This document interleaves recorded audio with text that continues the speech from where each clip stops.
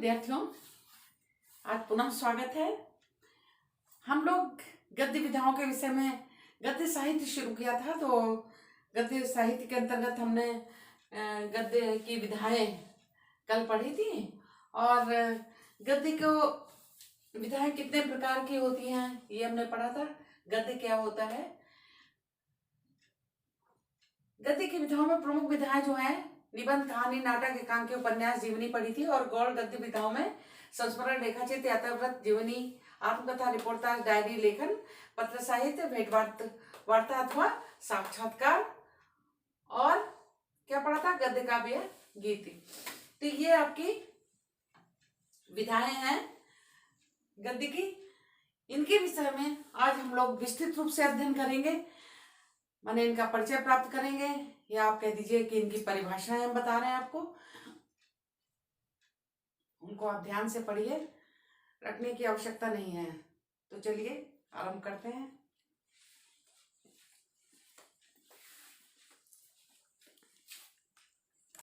तो विद्यार्थियों, ये हमने आपके लिए इनकी परिभाषाएं, जो परिचय है, परिभाषाएं दी हैं। और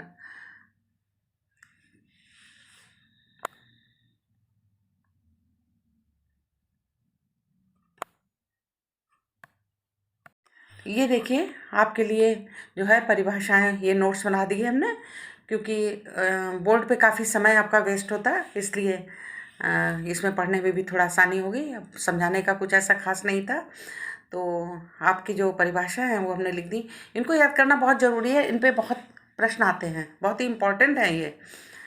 इन पे प्रश्न आते हैं आप लोगों के, चाहे वो इंटर हो, चाहे वो पीजीटी टीजीटी हो, जेआरएफ, मतलब काफ़ी क्लासेस में इसमें आते हैं। और ना भी आए एग्ज़ाम में, तो हम जब हिंदी पढ़ते हैं तो हमें मालूम होना चाहिए कि निबंध क्या है, नाटक क्या है, उपन्यास क्या है, या अन्य विधाएं और क्या हैं।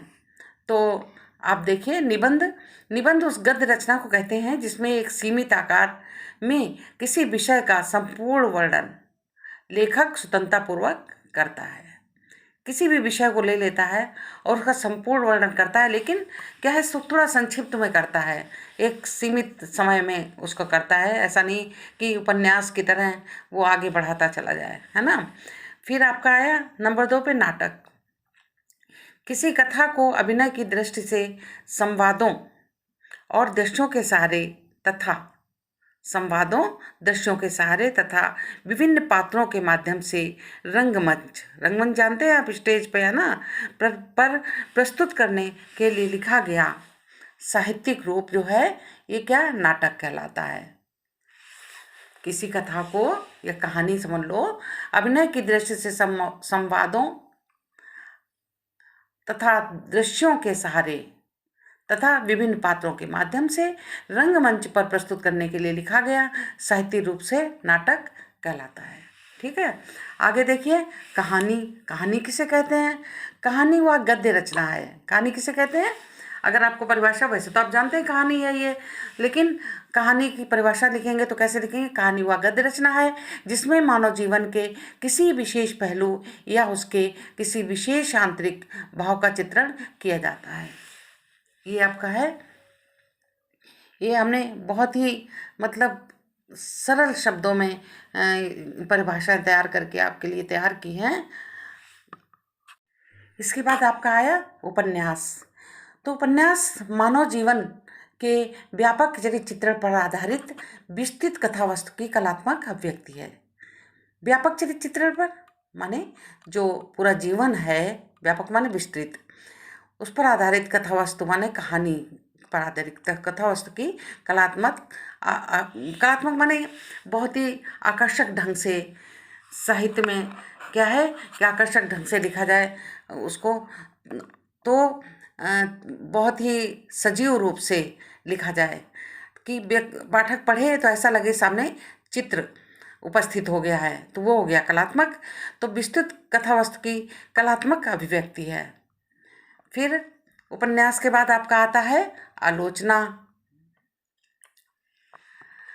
किसी साहित्यिक रचना का, आलोचना किसे कहते हैं, किसी साहित्यिक रचना का अध्ययन करके उसके गुण दोषों का विश्लेषण करना उस रचना की आलोचना कहलाता है। माने कोई आपने पढ़ी, उपन्यास पढ़ी या निबंध पढ़ा, फिर उसमें क्या आपको अच्छा लगा, क्या आपको बुरा लगा, वो आपने उसको गुण दोषों के बारे में बताया, तो ये इसको ही आलोचना कहते हैं। किसी व्यक्ति के बारे में अगर आप उसके गुण दोषों का, ऐसा नहीं है कि आप बुराई कर रहे हैं तो आलोचना है, आप उसके गुणों को या दोषों को कुछ भी आप बात करते हैं, चर्चा करते हैं, तो उसे आलोचना कहा जाता है। अब एकांकी देखिए, एकांकी किसे कहते हैं?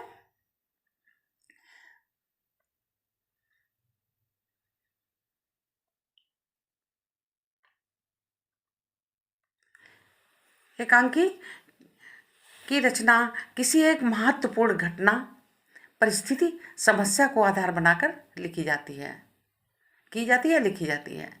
माने महत्वपूर्ण, माने जीवन की कोई या समाज में कोई ऐसी महत्वपूर्ण घटना है जो ज़्यादा इम्प्रेसिव है, ज़्यादा, तो उस घटना, परिस्थिति या समस्या को आधार बनाकर लिखी जाती है, की जाती है।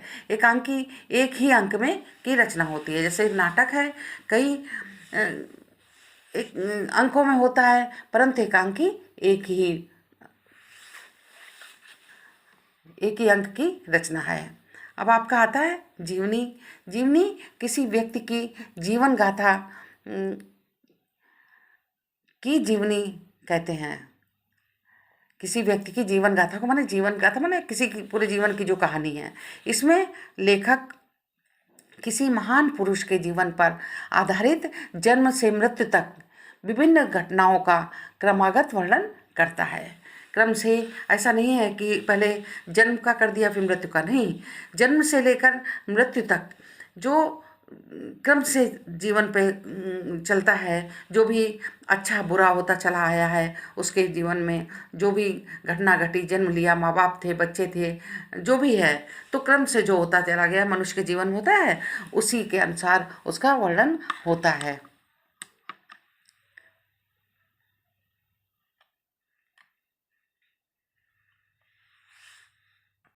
तो जीवनी में आपने क्या देखा? किसी व्यक्ति के जीवन गाथा को जीवनी कहते हैं। इसमें लेखक किसी महान पुरुष के जीवन पर आधारित जन्म से मृत्यु तक विभिन्न घटनाओं का क्रमागत, क्रम से वर्णन करता है। फिर आपका आता है आत्मकथा। आत्मकथा में क्या है? अब जीवनी और आत्मकथा में अंतर बहुत पूछा जाता है। तो आत्मकथा, जीवनी तो दूसरे मनुष्य के, महापुरुष के किसी के जीवन के बारे में पूरा क्रम से लिखते हैं, लेकिन आत्मकथा में क्या है?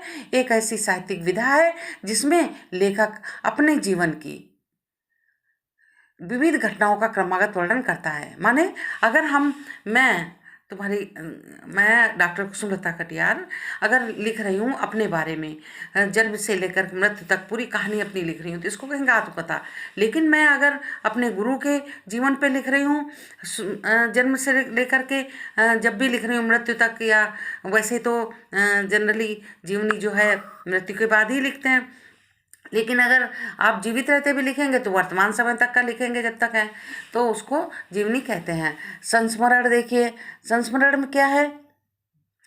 जब लेखक किसी घटना या दृश्य को स्मरण कर, जैसे किसी लेखक ने किसी घटना को देखा या दृश्य को देखा, उसको प्रभावित किया वो दृश्य, तो स्मरण कर उसको फिर बैठता है घर आके, तो घर आके तो लिखेगा, देख कर आया और उसको प्रभावित किया वो दृश्य, तो वो अपने शब्दों में व्यक्त करता है, तब वह रचना संस्मरण कहलाती है। तो ये आपका हुआ संस्मरण। अब आया आपका यात्रावृत्त। यात्रावृत्त में क्या है? जब कोई साहित्यकार किसी यात्रा का अविस्मरणीय घटना का सजीव वर्णन करता है, उसे यात्रावृत्त कहते हैं। कैसे? यात्रा करने गया और ऐसी घटनाएं बहुत सी होती हैं जो हमें भूलती नहीं हैं और प्रभावित करती हैं, तो लेखक को, जो साहित्यकार होते हैं, जो लेखक होते हैं, वो उनको लिखना होता है। तो जो अविस्मरणीय माने जो भूलती नहीं घटना, ऐसी घटना जो उनको बहुत प्रभावित करती है, और वो उसका सजीव वर्णन करते हैं। सजीव वर्णन माने बिल्कुल ऐसा लगेगा कि चित्र सामने उपस्थित हो, उसको कहेंगे सजीव। तो उसे यात्रावृत्त कहते हैं ऐसी घटना को जिसमें यात्रा का वर्णन होता है। ठीक है। रेखा चित्र में क्या है? जब कोई लेखक किसी व्यक्ति या घटना का भावपूर्ण चित्र कम से कम शब्दों में करता है। जब कोई लेखक किसी व्यक्ति या घटना का भावपूर्ण चित्रण, भावपूर्ण आप समझ रहे हैं, भाव चित्रण कम से कम शब्दों में करता है तो रेखा चित्र कहलाता है, वो रेखा चित्र कही जाती है। अब आया आपका गद्य काव्य। गद्य काव्य या गद्य गीत। गद्य गीत के अंतर्गत क्या होता है कि भक्ति, प्रेम, करुणा आदि के भाव को छोटे छोटे कल्पना चित्रों से व्यक्त करना गद्य गीत कहलाता है या गद्य काव्य कहलाता है। क्या है इसके अंतर्गत? भक्ति, प्रेम, करुणा आदि के भावों को छोटे छोटे कल्पना चित्रों में व्यक्त करना गद्य गीत या गद्य काव्य कहलाता है। अब आगे देखिए, अभी हम आपको इनकी सबके उदाहरण भी, रचनाएं जो हैं वो हम आपको किसके द्वारा कौन सी लिखी गई वो देंगे। तो 13वां कौन सी विधा है ये? रिपोर्टाज। किसी घटना को अत्यंत कलात्मक और प्रभावी ढंग से चित्रात्मक शैली को प्रस्तुत करना रिपोर्टाज कहलाता है। अब यहाँ पर ऐसा नहीं यात्रा का हो, यात्रा वाला हुआ तो, लेकिन ये किसी भी जीवन की घटना जो ऐसी है जो उसको लेखक जो है कलात्मक और प्रभावी ढंग से चित्रात्मक शैली में, चित्रात्मक में अगर साहित्यकार लिख रहा है और उसमें चित्र उपस्थित हो रहा है कि वो जा रहा था और उसने ऐसा देखा, मतलब ऐसा लगेगा कि सब कुछ जो बोल रहा है उसके चित्र चल रहे हैं आपके सामने, तो ये हो गई चित्रात्मक शैली। अब आगे आया आपका भेंट वार्ता या साक्षात्कार। इसमें क्या है कि जब कोई साहित्यकार किसी व्यक्ति की भेंट करता है, साहित्यकार किसी से भेंट की, मिला, उसके व्यक्तित्व, भाव और क्रियाकलापों को प्रश्नोत्तरी रूप में व्यक्त करता है, तो गद्य विधा का ये रूप भेंट वार्ता या साक्षात्कार कहता है। माने लेखक किसी से मिलने गया, साक्षात्कार किया और उसकी जो बातचीत हुई उसी के अनुसार उसने अपने साहित्य में उसको उकेरा, लिखा, तो ये क्या होगी? भेंट वार्ता हुई। अब आगे वाला एक आपका आया पत्र साहित्य। पत्र साहित्य क्या है? जब लेखक, अब ये सबकी, ये इसको परिभाषा कहेंगे, परिचय अगर दीजिए या परिभाषा आ गई, इसमें प्रश्न आते हैं आपको कि पत्र साहित्य का परिचय दीजिए या परिभाषा दीजिए, तो आपको पता होना चाहिए। अगर आप ढंग से पढ़ लेंगे तो ये भूलने वाली चीज़ें हैं ही नहीं, समझने की चीज़ें हैं, न रटने की चीज़ें हैं, आप अपने शब्दों में लिख दीजिए। तो देखिए पत्र साहित्य, जब लेखक किसी परिचित व्यक्ति के संबंध में पत्र लिखता है, जब लेखक किसी परिचित व्यक्ति के संबंध में लिखता है, पत्र लिखता है जिसमें जिज्ञासा और शंकाओं से संबंधित प्रश्न हो, उसके उपलक्ष्य में मित्र से उत्तर की अपेक्षा रखता है। जो लेखक ने लिखा पत्र और फिर उसके बाद वो सोचता है कि उसको उत्तर भी दे, उसका जो उसने प्रश्न किए हैं या जो जानना चाहता है, इन्हें ही पत्र साहित्य की संज्ञा दी जाती है। उसके बाद क्या आता है आपका? डायरी। डायरी में क्या है? डायरी किसे कहते हैं?